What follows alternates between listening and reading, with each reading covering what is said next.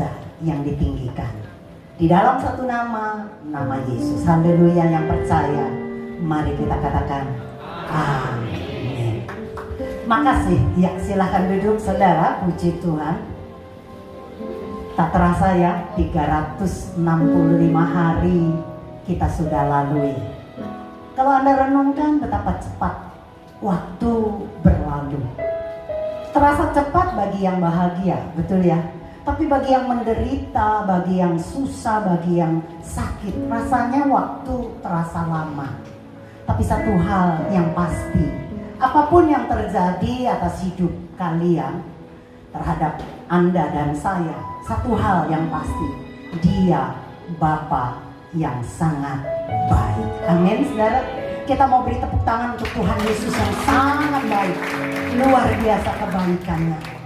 Saudara, jadi buat kita yang berbahagia, saya berkata wah, puji Tuhan.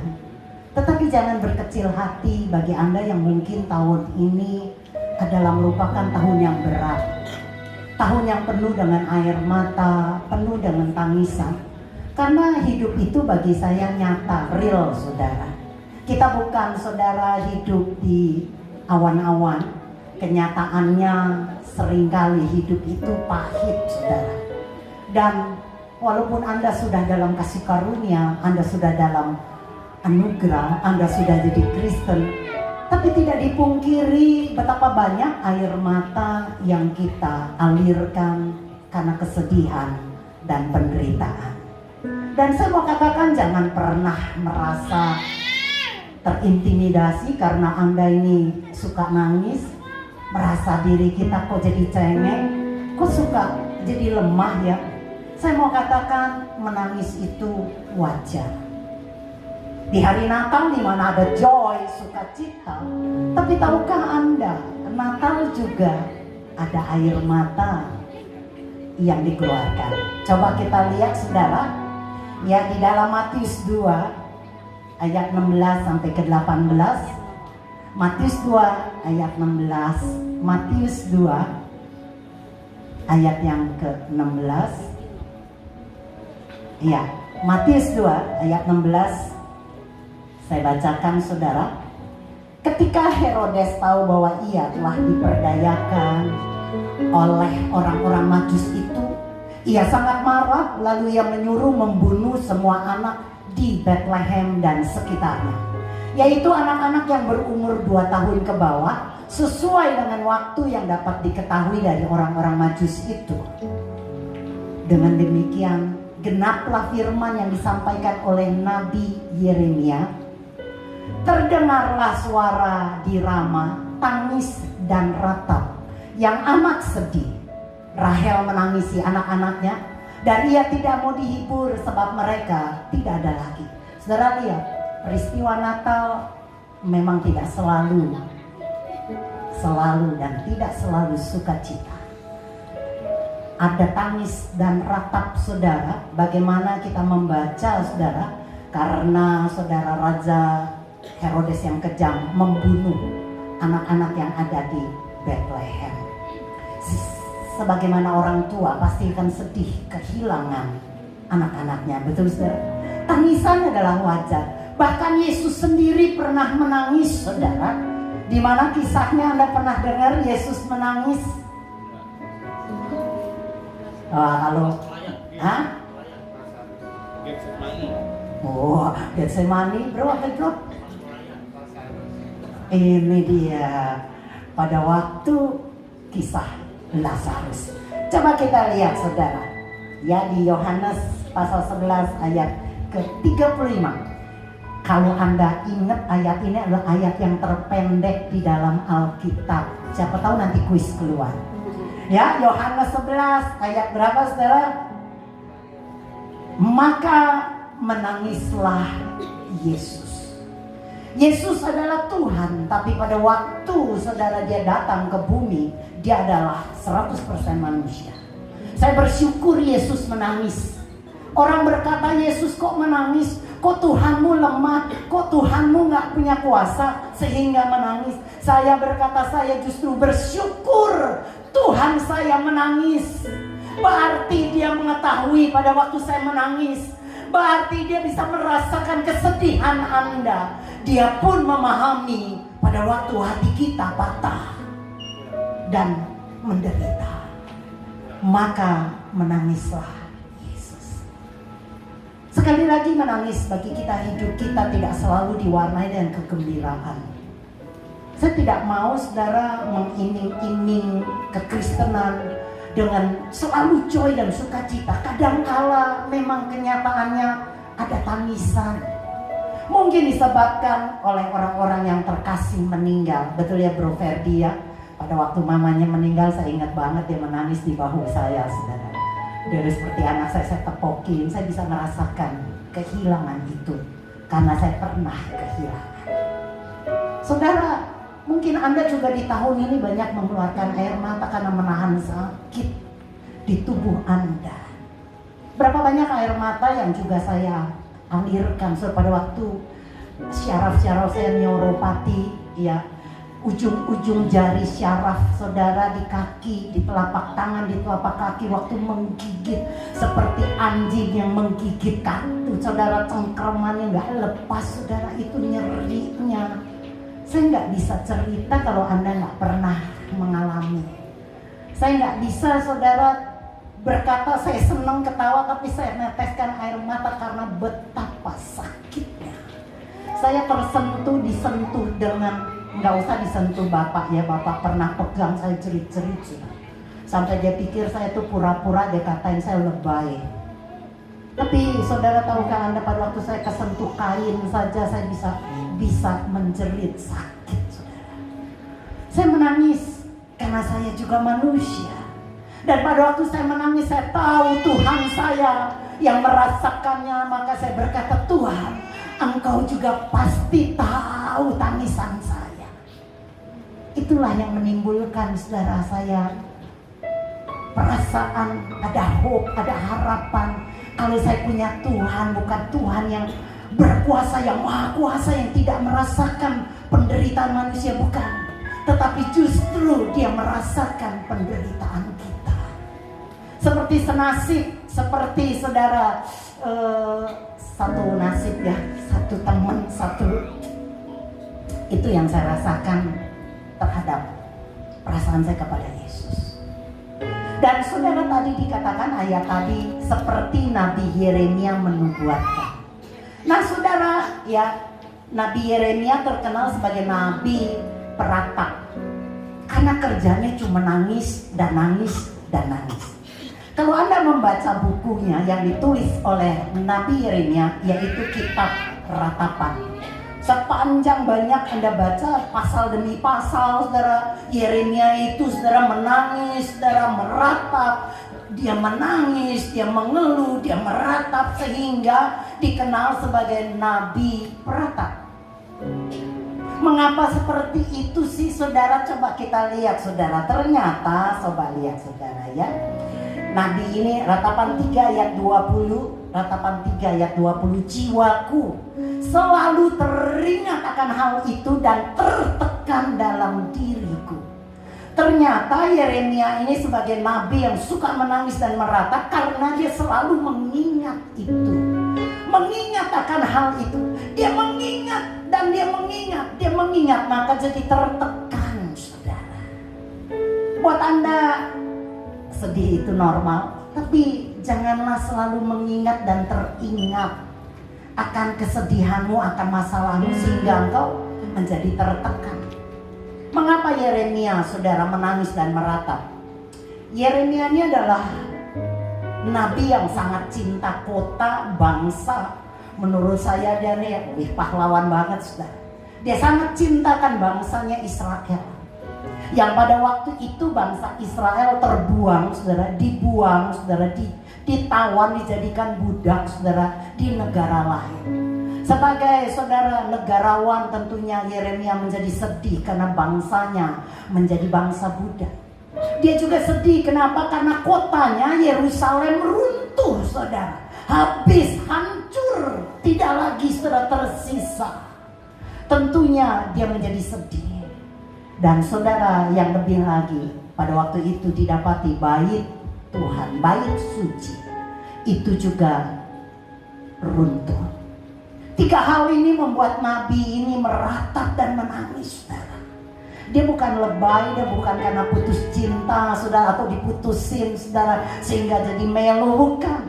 Tapi nabi ini adalah nabi yang sangat cinta bangsanya, cinta akan negaranya, cinta akan kotanya, bahkan cinta akan rumah Tuhan, cinta gereja. Karena gereja itu rumahnya. Amin. Sudah bisa bayangkan kalau Anda kehilangan, enggak usah 3 hal aja, beberapa hal yang Anda cintai kehilangan. Mungkin bagi beberapa orang kehilangan istri, pahit banget. Mungkin ada yang kehilangan suami, tapi ada juga orang yang sedih pada waktu dia kehilangan pekerjaan. Betul ya? Apa sih yang menurut Anda membuat Anda ini tertekan dan meneratap dan menangis kalau Anda kehilangan apa? Bu Anita kalau kehilangan apa? Meratap? Hah? Kehilangan apa, Bu? Macam-macam, banyak banget ya. Banyak banget. Tawar, kehilangan apa yang membuat kamu jadi sedih dan meratap? Ayah, papa, kehilangan orang yang dekat, saudara. Yang lain, Eva kehilangan apa? Nggak kehilangan dia, saudara. Puji Tuhan. Saya percaya di antara kita pasti ada yang waktu kehilangan kita merasakan dunia kita hancur, saudara. Ada yang kehilangan anak, meninggal, itu dunianya runtuh, saudara. Ada yang kehilangan pekerjaan, saudara, itu seperti nyawanya. Nggak ada lagi job, nggak ada lagi pekerjaan, nggak ada lagi usaha, nggak ada lagi semangat, saudara, hidup. Karena itulah pekerjaan adalah hidupnya. Ada yang mungkin, saudara, karirnya, ya ada yang mungkin studinya, sekolahnya, banyak hal, saudara. Masing-masing berbeda. Saya bisa jawab kalau Anda tanya apa yang paling membuat saya tertekan dan sedih, saya bisa tahu. Masing-masing tentunya berbeda. Nah, nabi ini kehilangan yang paling dia sayangi, yang paling dia kasihi, saudara, sehingga membuat dia mengingat itu, ingat akan Yerusalem, ingat akan bangsanya yang jadi tawanan, ingat akan bait suci, gerejanya hancur. Dia tertekan, saudara. Kenapa sih? Karena mengingat terus. Bagi Anda jangan diingat-ingat, amin. Jangan diingat-ingat. Beberapa waktu lalu saya counseling, saudara, dia ada orang yang minta counseling sama saya. Saya beri dia suatu ucapan yang buat saya sendiri. Tahun 2023 akan kita song-song, 2022 akan berlalu. Jangan pernah ingat lagi yang terjadi di 2022 yang menyakitkan. Tetapi ingatlah kebaikan Tuhan dan engkau bisa song-song tahun depan. Jangan ingat karena itu sudah berlalu dan kita nggak bisa, saudara, mengambilnya lagi. 2022 sebentar akan lewat, Anda nggak akan pernah bisa meraih kembali 2022. Di penanggalan Anda, di HP Anda, ya kalau nulis cek dimanapun nggak ada lagi 2022, tetapi sudah 2023. Jadi yang lama biarkan itu berlalu dan jangan pernah diingat-ingat lagi akan hal-hal yang buruk. Amin, saudara. Sekali lagi saya berkata, mungkin Anda sedih tahun ini, mengalami banyak hal kehilangan. Tapi Yeremia berkata dia tertekan karena dia ingat itu. Dan saudara, di antara sekian banyak pasal yang ratapan tulis, Yeremia tulis, ternyata ada harapan di tengah-tengah kesedihan. Wow, luar biasa. Coba lihat, saudara, ratapan di pasal 3-nya, di ayat yang ke-21-nya. Ya, dia sedih, dia meratap, dia menangis, dia tertekan. Tetapi hal-hal inilah yang kuperhatikan. Oleh sebab itu aku akan berharap. Ada hal-hal yang diperhatikan, saudara. Ya kalau bahasa Allah aslinya, saudara, diperhatikan, saudara, ya itu mengingat. atau kalau Anda baca King James itu memakai kata recall, mengembalikan hal-hal yang diingat, dikembalikan, saudara, ya diperhatikan. Itu adalah sesuatu yang pernah dialami, tetapi hilang pada waktu Yeremia tertekan, stres, sedih, maka dia sepertinya lupa. Nah sekarang saudara di dalam penderitaannya itu dia kembalikan, ingat lagi, perhatikan lagi, recall, kembalikan ingatan-ingatan yang bagaimana yang membuat Yeremia bisa berharap. Lanjut saudara, ayat berikutnya, ayat 22 dikatakan, yang diingat, yang dikembalikan, yang diperhatikan adalah tak berkesudahan kasih setia Tuhan, tak habis-habisnya rahmatnya. Betapa baiknya Bapa kita. Yang diingat bukan lagi kesedihan dan penderitaan, tapi kasih karunia Tuhan yang tak pernah berkesudahan. Rahmatnya selalu baru. Saudara, ini yang akan saya coba bagi kepada Anda. Dikatakan saudara, kasih setia, tak berkesudahan kasih setia Tuhan. Dalam bahasa aslinya memakai kata keset. Bukan keset saudara, tapi mesti ada haknya, keset, yang artinya adalah kasih karunia, grace. Keset, kasih karunia, cintanya, kasihnya Bapa saudara yang setia itu saudara, karena cinta yang dengan perjanjian. Jadi kesetnya, kasih karunianya yang ada buat Anda dan saya itu terjadi karena perjanjian.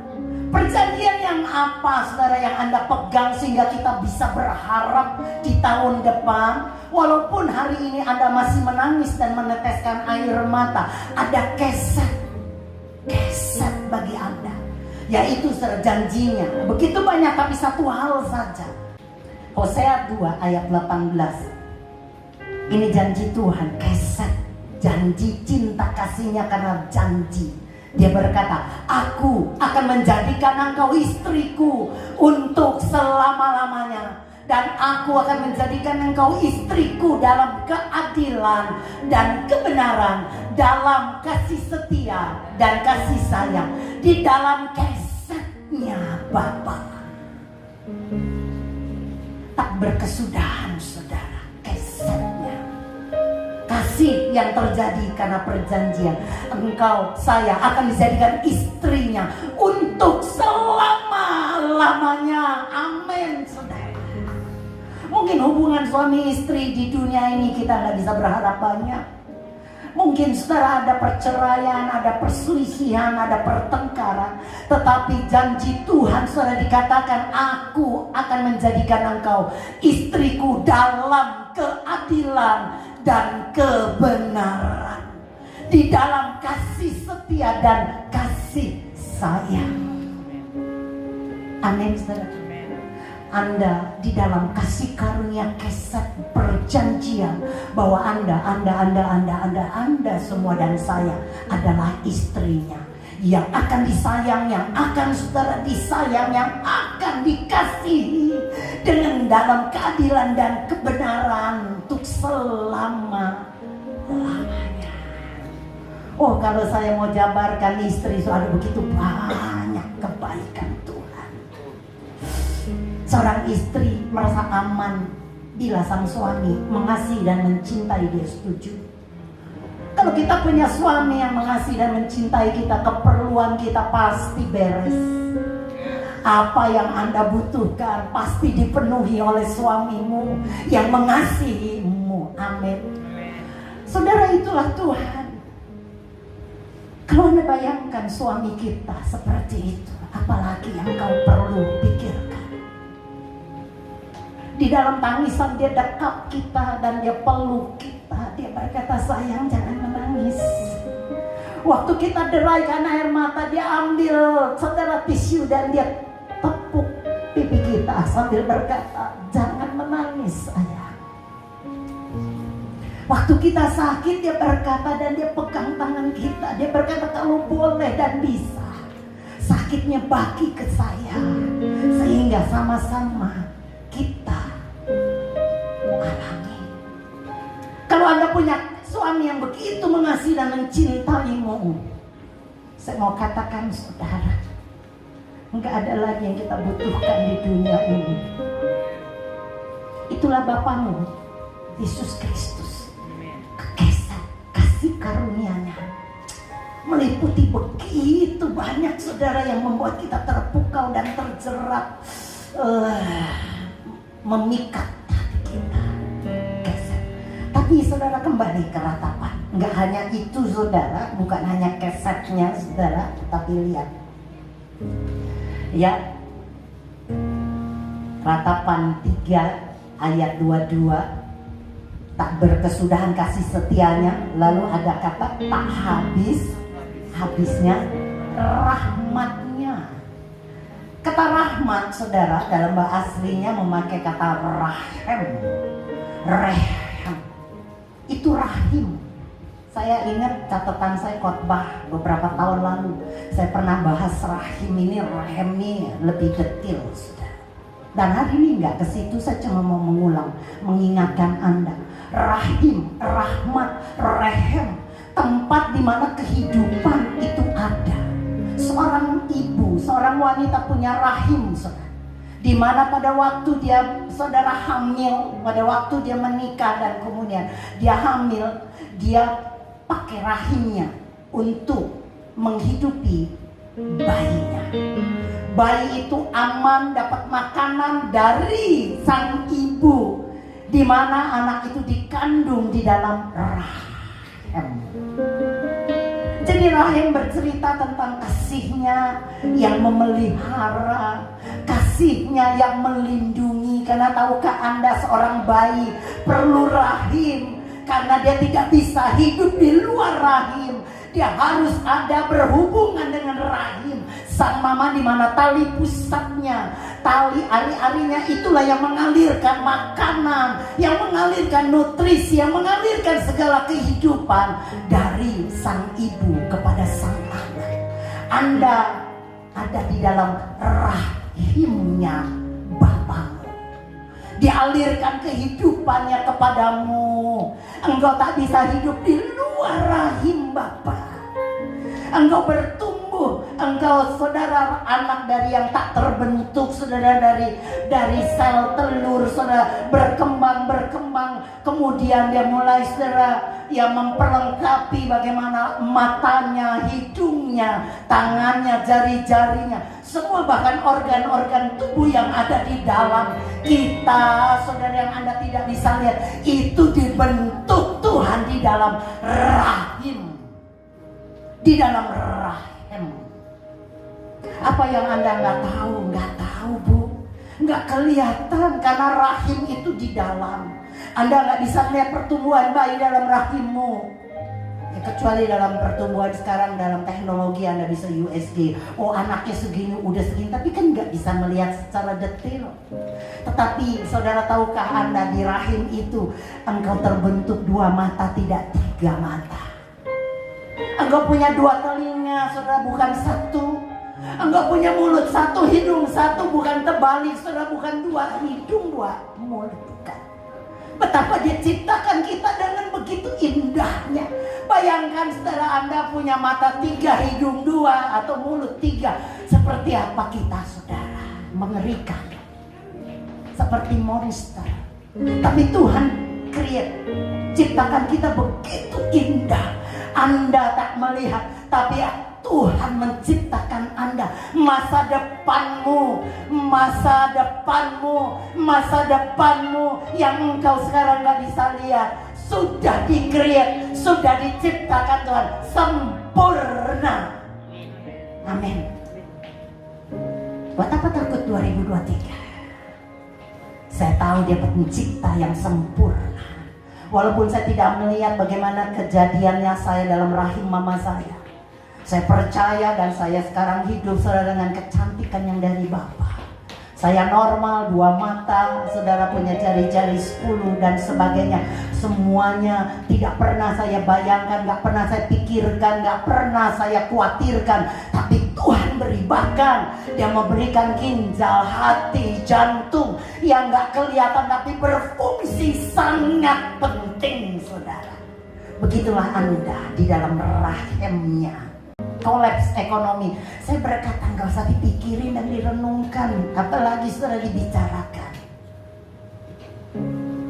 Kalau Anda tahu Anda di dalam rahimnya Tuhanmu, hal-hal itu tidak akan membuat kita tergoyahkan. Ingat, Dia ciptakan Anda begitu indah, masakan Dia tidak cukupi Anda? Anak-anaknya yang terkasih, amin. Rahim, rahmat. Pertama, keset. Kedua, rahim. Yang ketiga, nggak cukup itu, 3 sempurna, saudara. Ya, lanjut ayatnya yang ke-23. Selalu baru tiap pagi, besar kesetiaanmu. Kesetiaan, saudara, bahasa aslinya memakai kata emunah. Emunah. Ya, saya kalau suka bikin YouTube suka pakai nah. Anak saya selalu gitu. Nah, ya. Saya sadar sekarang saya coba kurangi. Ya, untung saya nggak bilang emuna gitu. Ya, mun. Nah, enggak, saudara. Emunah enggak boleh dipenggal katanya. Emunah artinya kesetiaan, saudara. Dan yang menarik, saudara, bukan kesetiaan Anda, bukan emunah Anda, tetapi siapa, saudara? Emunahnya Dia, kesetiaannya Dia. Saudara, maka dipakai kasih setia. Yang setia bukan Anda. Anda setia beribadah, Anda setia berdoa, Anda setia memberikan perpuluhan, Anda setia melayani. Tetapi saudara, dengan berlalunya waktu, kesetiaan Anda teruji. Ada berapa banyak orang yang berjanji setia, tapi kemudian kemana? Saya berkata, jangan perlu lagi mengharapkan kesetiaan dari manusia. Karena kadangkala manusia itu apa, saudara? Bikin janji, tinggal janji. Ya, kalau laki-laki itu kita suka dia janjiin kita bilang apa sih? Janji gombal. Tetapi saudara, Tuhan berjanji iya dan amin. Kita tidak setia, Dia tetap setia. Anda nakal, Dia tetap setia. Anda buat dosa, Dia tetap setia. Anda ini, saudara, jatuh bangun, Dia tetap setia. Karena Dia tidak bisa mengingkari kesetnya, perjanjiannya dengan Anda yang akan dijadikan istrinya. Gak bisa. Karena apa yang diucapkan firman-Nya tidak pernah kembali dengan sia-sia, kata Alkitab. 3 hal yang Anda punyai untuk menyongsong tahun depan: keset, rahim, emunah. Itu menjadi bagian kita. Sehingga biarpun hari ini mungkin kau sedih, kau menangis dengan 1001 macam persoalan dan masing-masing berbeda, tetapi saudara, Nabi Yeremia memberikan pengharapan bagi kita yang suka meratap dan menangis. Ada harapan karena kesetnya Bapa. Ada harapan karena rahimnya Bapa. Ada harapan karena emunahnya Bapa kita. Amin.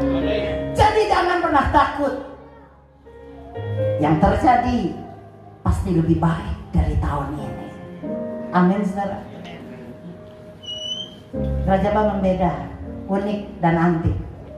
Gereja-gereja lain memberikan banyak warning. Wah, takut begini, bentar ada badai, bentar kota Jakarta tenggelam, wah ekonomi akan merosot, hati-hati begini. Emas, saham, wah Bitcoin semua lagi ambruk. Saya bilang, mana gospelnya? Yang perlu Anda dengar bukan hal-hal seperti itu, nggak usah diberitakan, nggak usah diceritakan, nggak usah dikotbahkan. Kita juga udah ngerti itu mendatangkan ketakutan, saudara. Tapi yang perlu gereja ceritakan adalah bagaimana kasih Bapa kita yang akan terus pegang tangan kita sampai kita lalui nanti tahun 2023 dengan aman. Amin, saudara. Saya berdoa bagi Anda. 3 hal yang Anda punyai: keset, rahim, emunah, akan membuat kita menjadi rest. Karena bukan Anda, tetapi Dia. Amin. Tutup Alkitab Anda, kita bangkit berdiri. Dan biarlah dengan iman, pengharapan yang Tuhan janjikan membuat kita bisa menyongsong tahun depan, tahun baru. Karena bukan karena kita, tapi karena kemurahan Tuhan yang ada. Haleluya. Kau hiasi kehidupanku dengan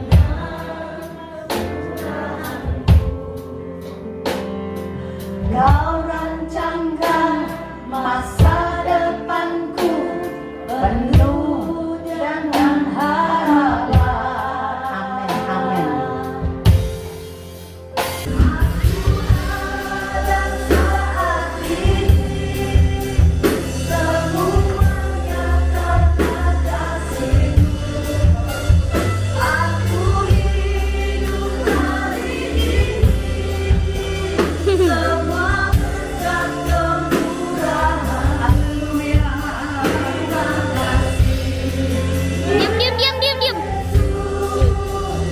Engkau sangat baik, teramat baik bagiku. Engkau sangat baik, teramat baik bagiku. Engkau baik.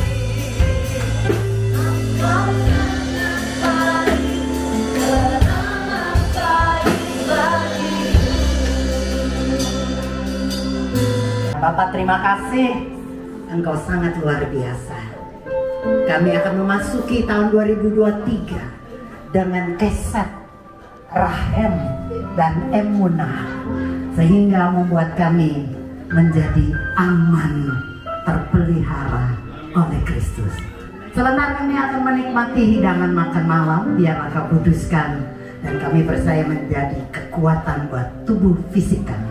Berkati teman-teman yang telah menyiapkan, teman-teman yang menyumbang, yang memberikan dana, tenaga, waktu.